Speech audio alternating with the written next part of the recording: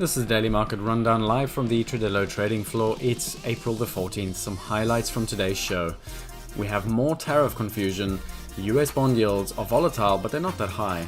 And VIX holds a very important clue for gold.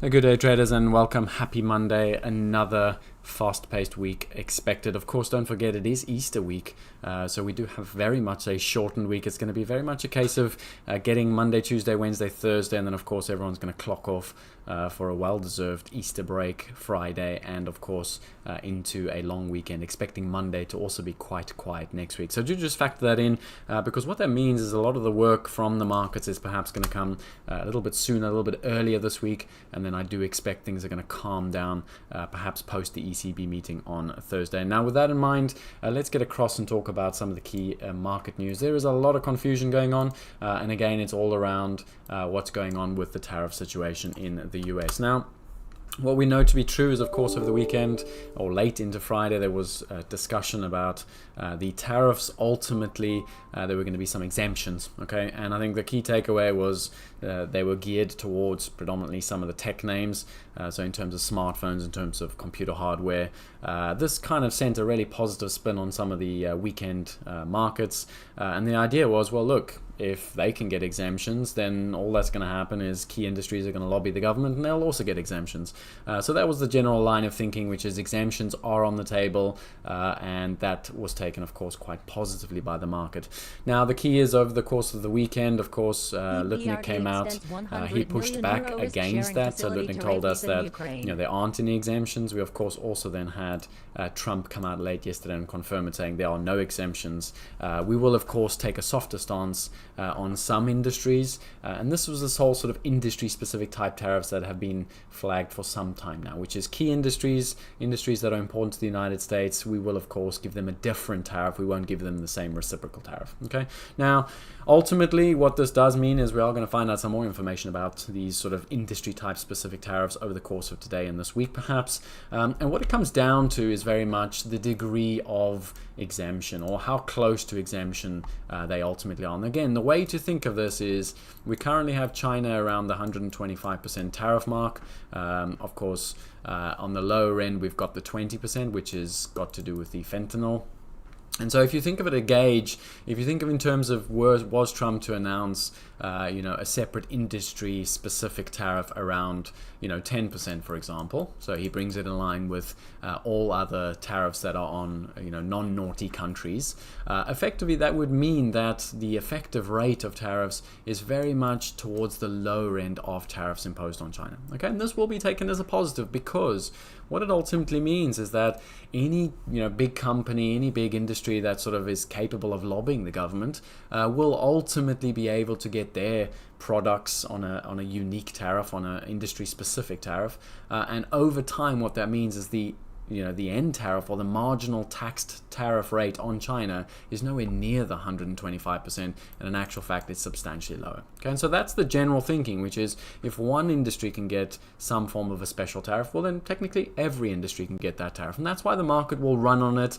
And a lot has got to do with what is Trump's thinking around these key industries. Okay, does he really want to put as low a tariff on them as possible? In other words, his objective is not to necessarily get reshoring, but ultimately to safeguard consumption. Okay, the last thing he wants is people spending $5,000 on an iPhone. So strategically important products and strategically important industries, does he really kind of make that tariff as low as he can, which is why I mentioned the 10%. Okay, if that is the case, the market will absolutely love that. It'll be very, very positive. It'll remove some of the risks of a recession, okay, and the markets will stage, of course, some sort of a relief rally on that. Okay.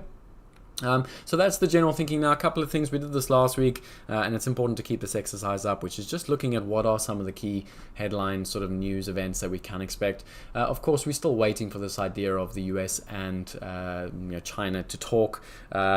sort of the US has told us their stance is they will not reach out to China. They're expecting China to reach out to them simply because China retaliated. Okay, so that's the general line of thinking, and the Chinese have come out and said, look, we can't talk with people that don't respect us. So it's kind of a bit of a stalemate on that side. But over the course of the weekend, I think this is quite important. Ackman has come out again, and he said, look, it makes absolute sense strategically for the US to extend or to give China also a 90-day extension. Why?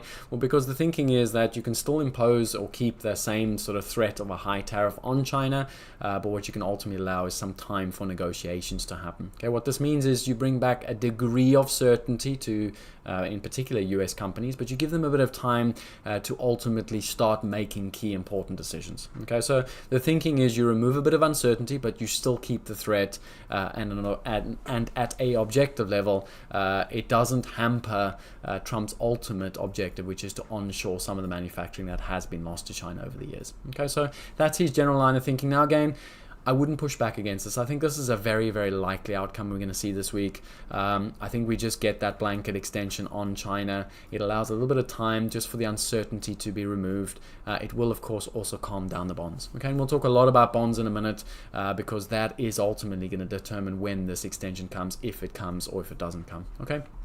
Of course, like I mentioned, what the ultimate sectoral tariff rate is will matter, because if it's low, what it tells us is that strategically important goods will be tariffed very, very, very low. Okay, in other words, protect the US economy, safeguard the US consumer. The market will run on this idea that that is his playbook, which is important sectors, we tariff them very, very low. Non-important sectors, they can be tariffed at 125% because they're mostly irrelevant to the US economy. Okay, so protecting the US economy, and again, that will be taken quite positively by the markets, because like I said, if it's good for one industry, it's good for all industries. Okay, we're also going to find out tomorrow. Ultimately, we of course had 2 independent officials fired or wanting to be fired by Trump. We are going to find out from their legal teams tomorrow what the outcome of that is. The general thinking is that we'll go to the Supreme Court.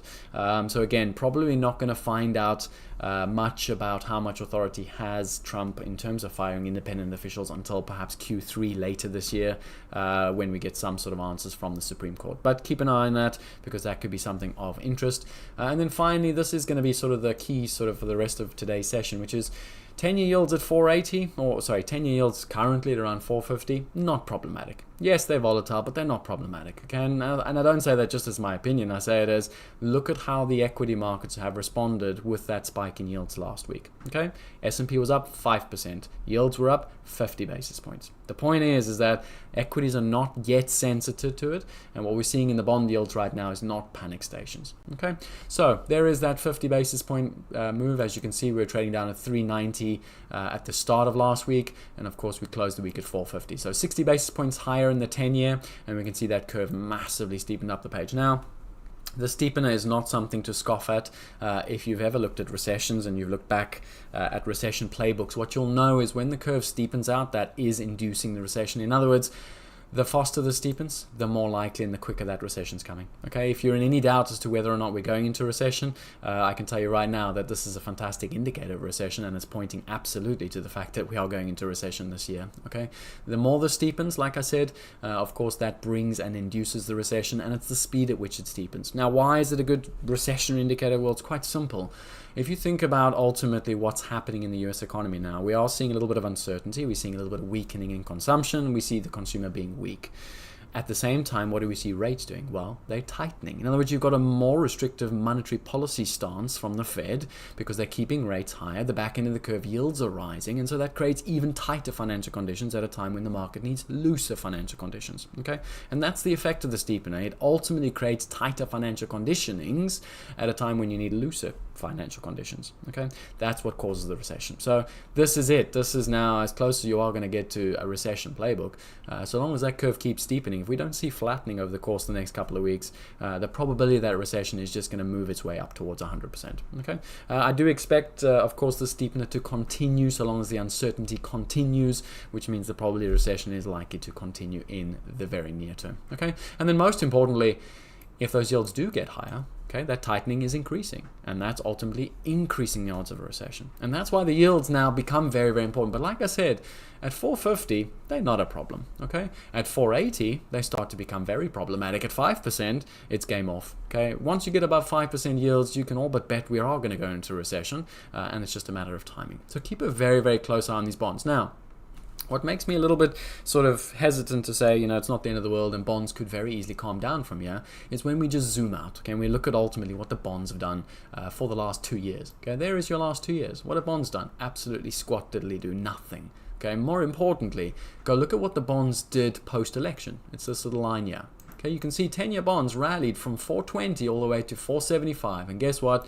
They fell back off at the start of this year. The point is that sure, near-term bonds yields are elevated. Near-term, the vol is elevated, but this is just another move inside a very, very, very sort of long range. Okay, we've been inside this range of 370 up to 5% for a good 2 years now, and absolutely nothing suggests we're going to break that range anytime soon. Okay, so keep a close eye on that. Okay, it's not time to start betting the farm on the fact that yields are going higher and the world is coming to an end. Above 480, above 5%, fine. Different story, different discussion, and by that point we're already in a recession anyway. So then you can partake and of course start playing that recession play. But right now, yields could very easily back off. We can come back to that 200-day moving average. And with that in mind, look at that purple line. 200-day moving average has been absolutely flat for the last 6 months, around 422. Okay, and I don't expect that to change anytime soon. So keep a close eye on that. Don't fall prey to these, newspaper articles and some of the big fund managers talking about, 5% and 10%. I know Jam Croissant was talking about 10% yields coming over the course of the next 5 years. Fine, those sorts of things do make headlines, but are they absolutely, is there a high degree of probability? Not right now. Okay, get above 5% and fine, we can have that discussion. But right now, yields are very much contained in a sideways range. Okay. With that in mind, let's pay attention to our 30-year because it's also a very, very important chart. And again, this is one that will very much be a leading indicator of some form of recession. And what you can see is the exact same thing. Okay, yields have been pegged between 4% and 5% since Q3 2023. Okay, it's almost 18 months ago that we entered this range, and we've been stuck in it ever since. Okay, you can see that purple line, 200-day moving average, absolutely flat around 450 for a good period of time. What does this tell us? It tells us there is no trend in bonds, and we shouldn't start preempting a trend in bonds. We should expect more of the same, which is trading up towards 5%, back to around 4%, up to 5, down to 4, up to 5, down to 4, until we get some sort of a structural shift. Okay, for the 30-year to break out, you need a structural shift. You need some significant structural changes. Now, long bonds are not going to suddenly start staging a massive rally until we get some degree of certainty on these tariffs. Now, if we do, for example, if the effective tariff rate from the United States is 20% and that becomes a certainty for the markets, then fine. Perhaps 6% 30-year yields is right and the market will stage that rally. We're not at that point yet, particularly not when the Trump administration has said 90 days, we're going to take our time, we're going to reassess, blah, blah, blah, blah. Okay, don't forget, the very reason they've given a 90-day extension is because they don't want to see the 30-year yield up above 5%.